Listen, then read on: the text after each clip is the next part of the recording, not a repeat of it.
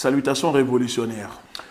Pourquoi la CEDEAO hésite-t-elle à confirmer le retrait des pays de l'AES, le Mali, le Niger et le Burkina Faso?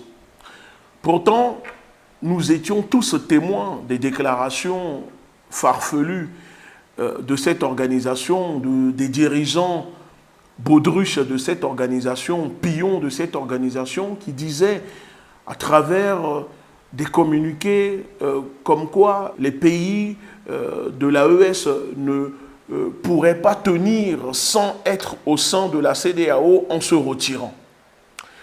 Alors pour moi, il y a trois raisons si la CEDEAO hésite à confirmer le retrait définitif des pays de l'AES. La première, l'AES représente plus de 50% de la population, mais aussi des richesses minières nécessaires pour faire tourner la CEDEAO. Et surtout, au sein de ces pays de l'AES, il y a des pays membres fondateurs, comme le Mali. Et aujourd'hui, si la CEDEAO hésite à confirmer le retrait de ces trois pays, c'est tout simplement parce que ces trois pays regorgent beaucoup de richesses minières que la France a besoin. Les multinationales françaises ont besoin. Puisque la CEDEAO est une annexe, une organisation non indépendante, corrompue, sous influence directe de Paris. Et vous le savez que la CEDEAO est financée par les fonds de l'Union européenne via la France, etc. Donc, en confirmant le retrait des pays de l'AES, de la CEDEAO, la France perd une manne financière énorme en matière de ressources minières. Parce que vous avez vu, au Niger, elle a perdu l'exploitation de l'uranium.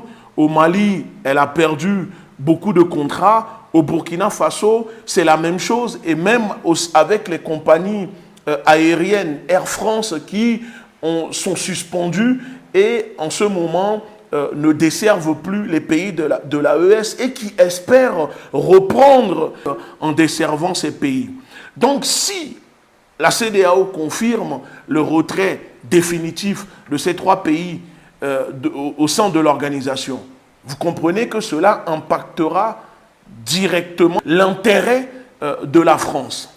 Alors, deuxième option, la CEDEAO hésite à confirmer le retrait définitif de l'AES parce que la France a demandé, encore une fois, de peut-être tenter d'essayer de faire fléchir la décision souveraine des trois dirigeants, à savoir Assimi Goïta, Ibrahim Traoré et le général Tiani de quitter la CEDEAO. Peut-être que la France a demandé à ses vassaux sous-fifres d'essayer de convaincre ces dirigeants de rester dans la CEDEAO pour essayer de trouver une compromission et qui permettrait encore une fois à la France de continuer à travers cela à pouvoir avoir un contrôle sur le marché de ces pays. Parce que ce qu'il faut savoir, la vraie religion de ces dirigeants qui siègent à la CEDEAO, ce n'est ni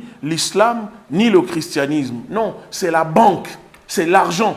Ces dirigeants travaillent directement pour les banques françaises, les banques européennes, les banques occidentales. Ce sont des dirigeants qui sont au service des institutions financières impérialistes et qui sont là pour asservir les peuples africains. Donc, puisque la France fait partie de l'Union européenne et que la France fait partie de ces pays très importants au sein de l'Union européenne, alors c'est tout à fait normal que peut-être Paris aurait demandé à ses dirigeants d'essayer encore une fois d'empêcher le retrait définitif des États du Sahel au sein de la CEDEAO. D'ailleurs, l'AES a confirmé que leur décision est irréversible. Donc, il n'y aura pas de marche arrière ni de retour. Et de toute façon, si ces dirigeants hésitent ou se hasardent à vouloir le faire, les populations ne vont pas pardonner cela. Parce que pour nous, nous allons considérer cela comme une trahison. Voilà. Parce que quand on lutte pour la souveraineté, on ne doit pas hésiter. Alors, troisième option, la CEDEAO ne veut pas confirmer le retrait définitif parce que la CEDEAO s'est rendu compte que si elle retire ces 3 pays, le reste de l'organisation n'a plus de poids pour peser dans la sous-région. Puisque, en vrai de vrai, si vous regardez la CEDEAO, à part le Nigeria, le reste, ce sont des petits pays. À part le Nigeria, le Togo, le Bénin, tous ces pays-là ne représentent rien au sein de la CEDEAO. Puisque le Mali, le Niger, le Burkina Faso représentent une superficie énorme au sein de la CEDEAO. Donc, retirer ou confirmer le retrait de la CEDEAO menace directement les intérêts économiques aussi de ces pays membres, parce qu'il y a la libre circulation des biens et des personnes. Donc, si on confirme le retrait définitif des pays de l'AES, de la CEDEAO, est-ce que ça veut dire que les pays membres de la CEDEAO seront-ils obligés de payer des taxes sur leurs produits pour pouvoir circuler? Qu'est-ce qui va se passer? C'est tout un casse-tête. Et ce casse-tête-là peut-être refroidit un peu la CEDEAO et ça a permis à Tinubu, l'amuseur public, le narcotrafiquant tenu par les coronesses, par les États-Unis à cause de son passé de drogue dealer, s'est rendu compte que c'est peut-être dangereux de confirmer définitivement le retrait de la CEDEAO. Parce que pourtant, ce sont les mêmes qui nous disaient à travers des communiqués comme quoi la CEDEAO n'allait pas tolérer cela, les pays de l'AES ne peuvent pas survivre sans être au sein de la CEDEAO. Mais là, on se rend compte que c'est le contraire, que la CEDEAO a besoin de la présence de ces 3 pays pour pouvoir permettre à la France de continuer à piller les ressources du continent africain. Donc l'AES, excusez-moi, de la CEDEAO, c'est vraiment un risque parce que ces 3 pays sont aussi sur le point de se retirer du franc CFA.